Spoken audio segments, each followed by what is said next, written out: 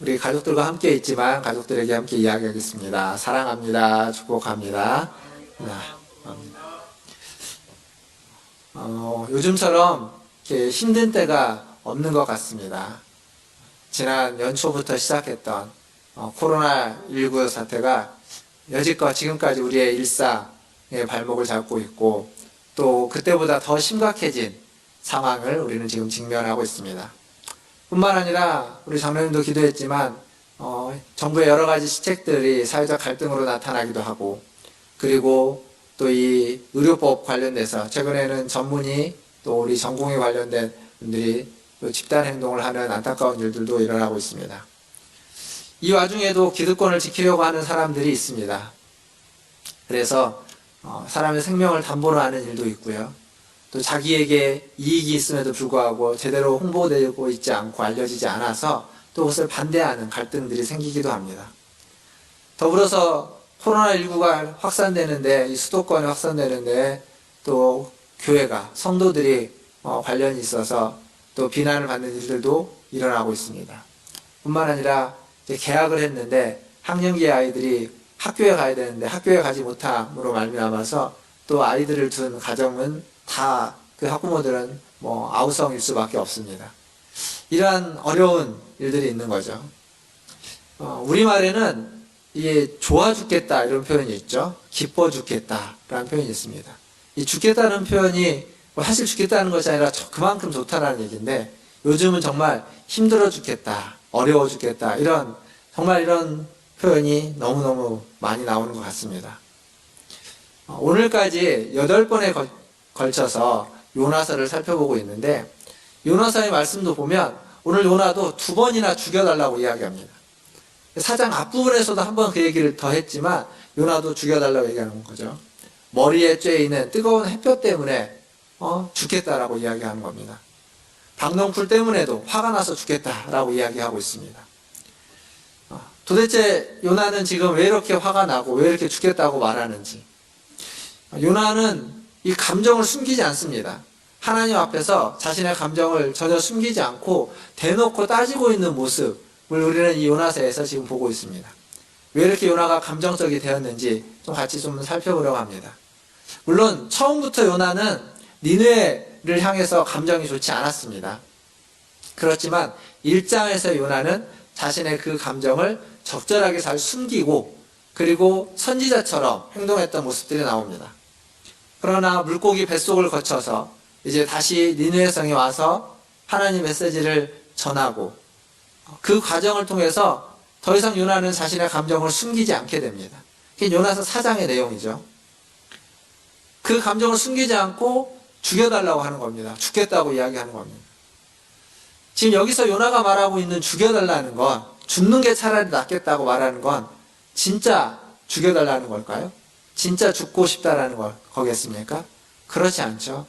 자신의 생각, 자신의 뜻, 자신의 고집을 꺾지 않겠다라는 항변입니다. 그러니까 내 생명은 가져갈 수 있어도 내 뜻은, 내 생각은 절대 못 가져간다라는 버티는 이야기입니다. 그러니까 죽여달라는 말과 나는 절대 죽지 않겠다, 죽을 수 없다, 내 뜻은 꺾여지지 않겠다라는 말은 같은 말입니다. 다른 표현이죠. 죽여달라와 죽지 않겠다라는 것은 다른 표현인데 사실은 여기서는 같은 의미가 되고 마는 겁니다. 하나님의 뜻을 몰라서가 아니라, 하나님이 무엇을 원하는지 몰라서가 아니라 다 아는데 내 뜻은 못 내려놓겠다라는 이야기인 겁니다.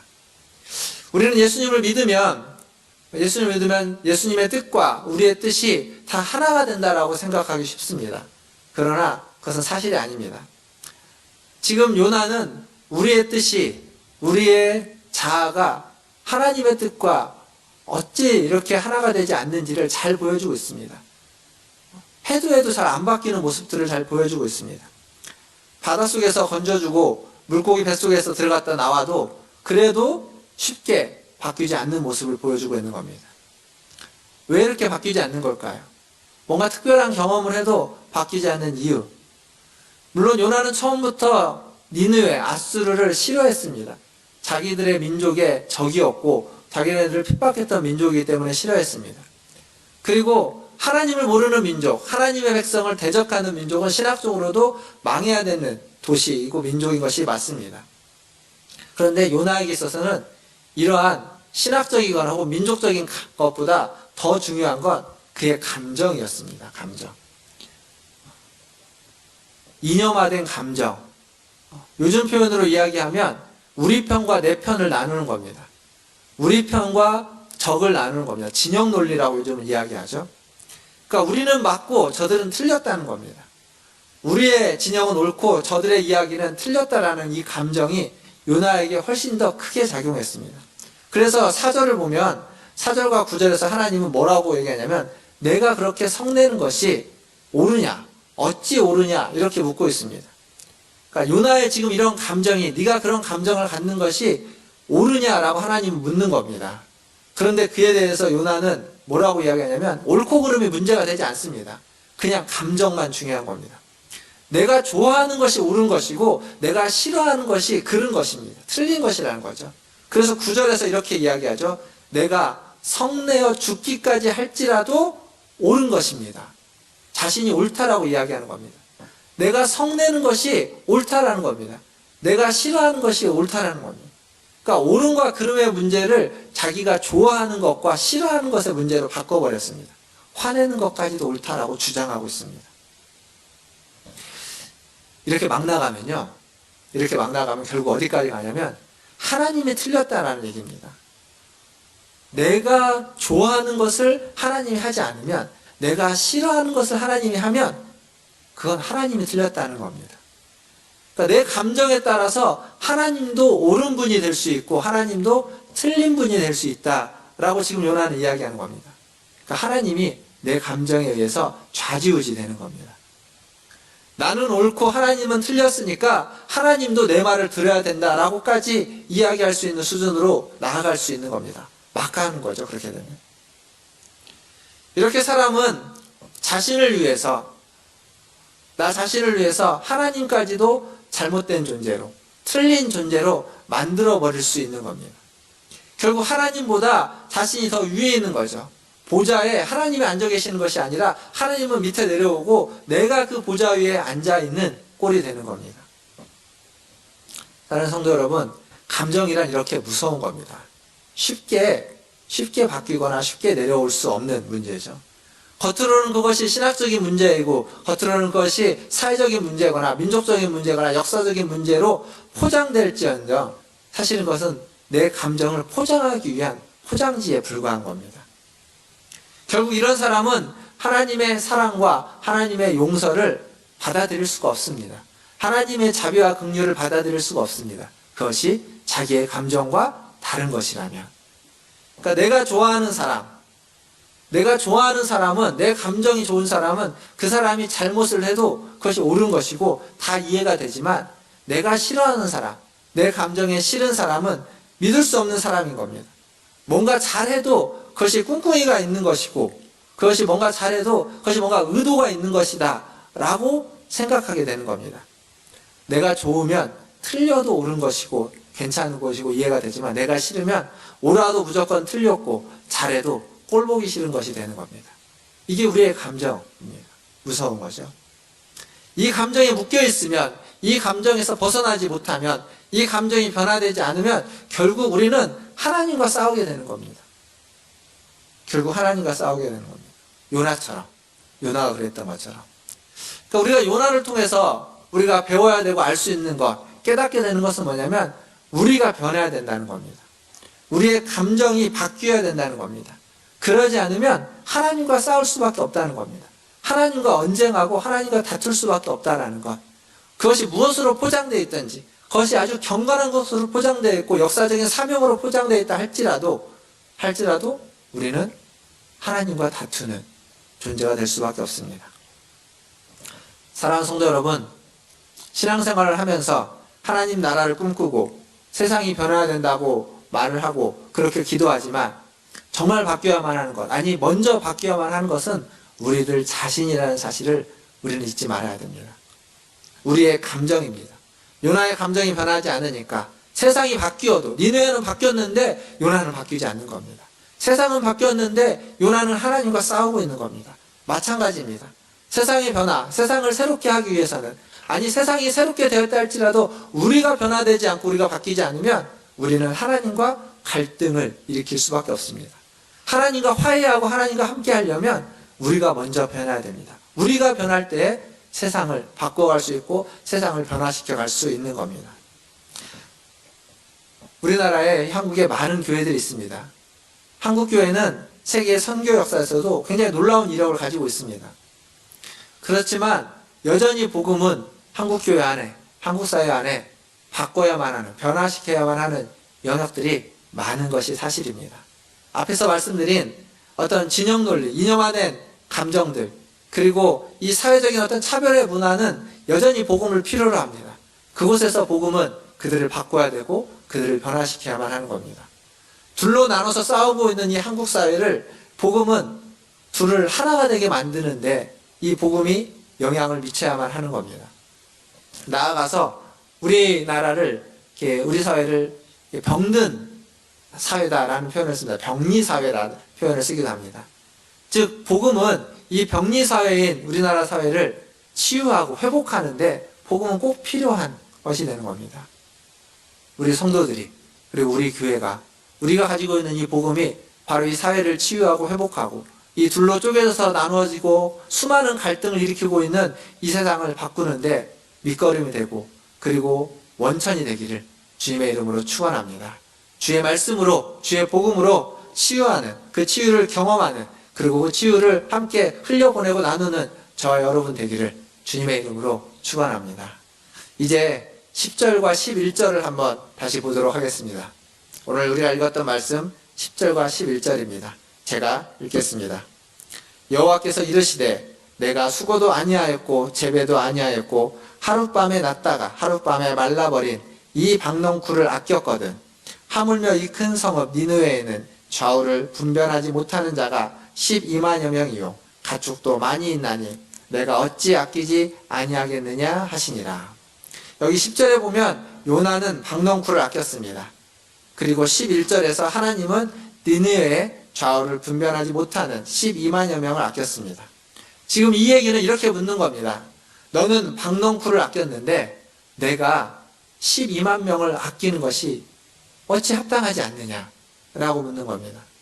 너는 박넝쿨 때문에 그렇게 슬퍼하고 있는데 나는 12만여 명의 사람들 때문에 눈물을 흘리고 있다. 어떻게 생각하느냐라고 묻는 겁니다. 여기 아낀다는 이 말은 그 문자 그대로 또 이야기해보면 눈물을 흘린다는 의미도 있습니다. 눈물을 흘리는 거죠. 긍휼히 여긴다는 겁니다. 요나는 박넝쿨 때문에 슬퍼서 눈물을 흘렸고 지금 하나님은 좌우를 분별하지 못하는 12만여 명 때문에 슬퍼서 눈물을 흘리고 있는 겁니다. 사랑하는 성도 여러분, 우리가 살고 있는 세상의 모든 것들은 다 하나님으로부터 왔습니다. 그것이 우리의 신앙이고 우리의 고백입니다. 하나님이 창조주시라는 거죠. 그 중에는, 그 사람들 중에는 하나님을 아는 사람도 있고 하나님을 모르는 사람도 있습니다. 모두가 다 하나님으로부터 왔지만 하나님을 알기도 하고 하나님을 모르기도 합니다. 이 니느웨 성에는 하나님을 모르는 자들이 있었습니다. 안타깝기는 합니다. 아쉽기는 하지만 그들도 하나님으로부터 왔기 때문에 하나님이 그들을 아낀다라고 이야기하는 겁니다. 그들까지 아끼는 거죠. 이것이 요나서가 주는 메시지입니다. 모든 이들을 아끼는 겁니다. 우리만 하나님이 아끼는 것이 아니라, 믿는 우리만 하나님이 아끼는 것이 아니라 믿지 않는 사람들도 하나님이 아끼고 있다는 거죠. 믿지 않는 사람들도 하나님이 소중히 여기고 있다는 겁니다. 니느웨 성의 모든 사람들이 다 회개하지는 않았을 겁니다. 그렇지만 하나님은 그들의 회개하는 모습을 보면서 모두가 다 하지 않았더라도 모두에게 동일한 은혜를 베풀고 있습니다. 그들 중에는 분명 나 몰라라 하는 사람이 있었을 겁니다. 그러나 하나님은 회개한 자들을 통해서 그들에게 향한 뜻을 돌이켰다고 3장에서 이야기하고 있습니다. 그런데 4장에서는 더 중요한 얘기를 합니다. 여기는 뭐라고 되어 있냐면 그곳에 좌우를 분별하지 못하는 12만여 명이 있는데 그들 때문에 내가 뜻을 돌이켰다라고 이야기하는 겁니다. 그들을 아꼈다라고 이야기하는 거죠. 좌우를 분별하지 못하는 자, 제가 전에 설교 때 잠깐 지나가면서 그런 말을 했습니다. 좌우를 분별하지 못하는 자는 아마도 어린아이들이었을 거다. 아직 성장하지 못한 어린아이들. 그러나 꼭 그렇게만 이야기할 수는 없습니다. 이 좌우를 분별하지 못하는 자는 어린아이들이기도 하고, 또 하나는 어떤 그 시대에서 자기의 뜻대로 살아갈 수 없는 약자들, 장애가 있는 사람들, 또 어린아이들 중에 특별히 또 고아들 같은 이러한 약자들을 이야기하는 것일 수 있습니다. 그들 때문에 니느웨 성이 진노에서부터 아낌을 받은 겁니다. 멸망을 면하게 된 거죠. 사실 우리가 볼 때 어린아이들은 부모의 덕으로 살아간다고 이야기하고, 또 장애가 있는 사람들은 그 장애를 돌보는 많은 사람들, 사회의 도움을 통해서 살아간다고 이야기할 수 있습니다. 사회적 약자들은 이 사회를 바르게 이끌어가는 지도자들과 또 사회 지식인자 엘리트들, 또 어떤 기업의 아주 뛰어난 사람들 때문에 살 수 있다라고 이야기하기도 합니다. 그래서 그들이 중요한 것이죠. 그런데 지금 성경은 다르게 말하고 있습니다. 지금 성경은 요나서는 그렇지 않다라고 말하고 있습니다. 뭐라고 말하냐면, 하나님이 니느웨 성을, 그 세상을, 이 도시를 아끼는 이유는 세상을 이끌어가는 유능하고 훌륭하고 괜찮은 사람들 때문이 아니라 그곳에 있는 좌우를 분별하지 못하는 약자들, 그들을 하나님이 아끼기 때문에 하나님이 그냥 놔두고 용서를 베풀고 있다는 사실입니다. 하나님이 눈물 흘리시는 그들 때문에, 그들 덕택에 괜찮은 우리가, 평범한 우리가, 지도자들이 살아갈 수 있다는 겁니다. 아니, 그들을 향한 심판을, 여전히 죄인이고 여전히 죄를 범하고 있는 우리들을 향한 심판을 하나님이 유예하고 있다는 겁니다. 누구 때문에? 아이들 때문에, 장애가 있는 사람들 때문에, 사회의 약자들 때문에, 도움이 필요한 그들 때문에 하나님이 그들을 아끼시고 그들에게 눈물을 흘리고 있기 때문에 그 눈물의 덕을 우리가 보고 있다라고 지금 요나서는 이야기해주고 있습니다. 사랑하는 성도 여러분, 하나님의 눈과 하나님의 마음을 가지시기 바랍니다.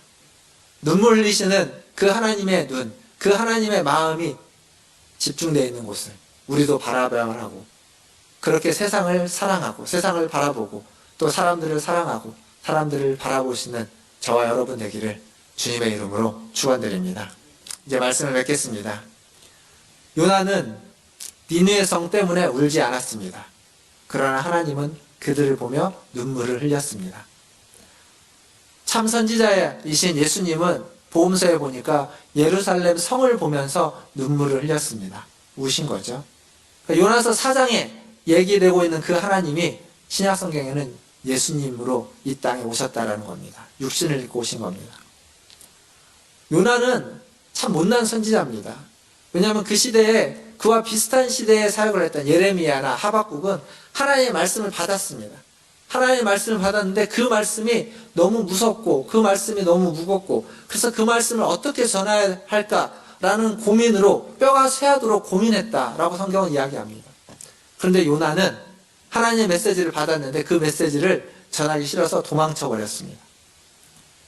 또한 엘리야는 백성들이 자신의 메시지를, 그 하나님의 소리를 듣지 않고 믿지 않기에 죽여달라고 했는데, 요나는 지금 사람들이 자신의 말을 믿었기 때문에 죽여달라고 말하고 있습니다. 참으로 못나고 참으로 멀고도 먼 선지자입니다. 도대체 어떻게, 어디서 무엇이 잘못되었고 어디서부터 바꿔야만 할지 잘 모르는 선지자가 요나입니다. 그런데 그런 요나를 하나님은 계속해서 구원해 주시고, 그런 요나를 오래 참으시고 그런 요나에게 계속 말씀하시고 대화를 하십니다. 그러니까 요나를 그냥 그대로 두지 않는 겁니다. 요나의 있는 모습 그대로 두지 않고, 그리고 요나를 홀로 내버려 두지도 않습니다. 도망치면 그래 너는 가라 라고 두지 않고 폭풍으로 막으시고 물고기를 보내시고 박농쿨을 보내시고, 그러니까 혼자 있지 않게 무엇인가를 자꾸 보내시고 그의 잘못된 태도와 감정을 바꾸려고 하시는 겁니다. 거듭거듭해서 일을 맡기고 기다리시는 겁니다. 심지어는 요나는, 하나님은 요나와 함께 말다툼까지도 하는 겁니다. 논쟁까지도, 감정 섞인 논쟁까지도 불사하는 거죠. 무엇을 위해서? 요나가 바뀌기 위해서, 요나를 변화시키기 위해서, 요나의 그 태도와 감정을 바꿔서 못난 요나를 괜찮은 요나로, 하나님의 뜻을, 하나님의 마음을, 하나님의 눈물을 아는 요나로 바꾸기 위해서 그렇게 하시는 겁니다. 왜 그럴까요? 니느웨 성 사람들을 아꼈던 것처럼 하나님은 요나도 아끼기 때문입니다. 니느웨성 사람들을 향해서 눈물을 흘렸던 것처럼 하나님은 요나를 향해서도 눈물을 흘리고 있기 때문에 그렇습니다. 그래서 그냥 그대로 죽게 내버려 둘 수 없었습니다. 그냥 그대로 버림받은 선지자로 내버려 둘 수 없었습니다. 그 모습 그대로 두지 않은 겁니다. 그리고 이와 똑같은 이유로 하나님은 저와 여러분을 그냥 내버려 두지 않습니다. 그냥 이 모습 그대로 두지 않고 받아주실 때는 우리 모습 그대로 받아주시지만 받아주신 우리를 그냥 그대로 두지 않고 자꾸 바꾸려고, 자꾸 변화되라고, 자꾸 새로워지라고 요구하고 또 요구하는 겁니다. 그냥 그 자리에 머물러 있게 하지 않으시는 겁니다. 사랑하는 성도 여러분, 요나서는 여기에서 끝이 났습니다. 뭔가 뒤에 이야기가 더 있어야만 할 것 같은데, 요나서 5장이 시작돼야만 할 것 같은데 아주 애매하게 끝나버렸습니다. 아마도 그 이유는 이 마지막 하나님의 이 말씀이 우리에게 주는, 요나에게 던지는 질문임과 동시에 우리 모두에게 던지는 질문이기 때문에 그렇습니다. 눈물 흘리지 않는 우리에게 하나님 이렇게 묻는 겁니다. 너도 하나님의 마음을 갖지 않겠느냐? 너도 나처럼 눈물 흘리지 않겠느냐? 너도 나처럼 좌우를 분별하지 못하는 자를 아끼지 않겠느냐? 라고 묻는 겁니다. 사랑하는 성도 여러분, 요나서는 이렇게 끝나고 이렇게 질문으로 끝났지만 우리에게는 과제가 남아있는 거죠. 요나서 이후에 우리만의 요나서가 쓰여져야만 하는 겁니다. 우리만의 요나서는 무엇으로 여러분은 쓰시겠습니까?